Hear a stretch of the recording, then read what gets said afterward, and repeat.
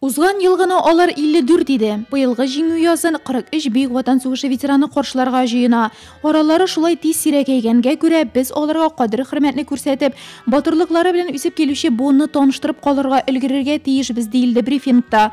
Нурлатта 72-нче җиңү язын шулай ук 200-гә якын сугыш ветераны тылы, 700-дән артык тыл хезмәтчәне, Ленинград камалышында калган 5 өлкән кеше һәм фашист лагерының бер тоткыны каршылаячак. С начала года уже началась подготовка к 9 мая. 9 майга әзерлек ел башыннан башланды. Ветераннарыбызга мөһим игътибар бирелә. Бу диспансерлаштыру үткәрү, медицина хезмәте күрсәтү, укучыларның ветераннар йортларына йөрүе дигән сүз.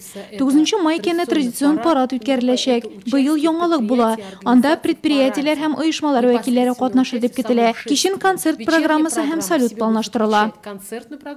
Илебез азатлыгы өчен Бөек Ватан сугышы фронтларында 700 мең Татарстанлы көрәшә. Шуларның яртысы диярлек яу кырларында ятып кала. Исән калганнар исә бүген безнең игътибарга мохтаҗ. 19 меңләбенә торак шартларын яхшырту кирәк. Бәйрәм алды көннәрендә аларның һәрберсенә адреслы ярдәм күрсәтү каралган. Бу эшләргә волонтерларны, яшьләр оешмаларын, мәктәп укучыларын тартырга ниятлиләр.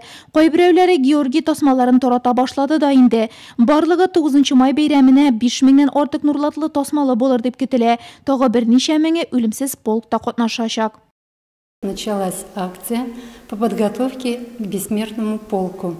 Үлемсез полкка әзерләнү башланды. Белем бирү оешмалары сайтына бу турыда мәгълүмат эленде. Балалар әби-бабайлары фоторәсемнәрен таба, аларны тиешле таләпләргә туры китереп зурайта. 9 майда бу акциядә катнашучылар саны узган елга караганда күбрәк булыр дип уйлыйбыз.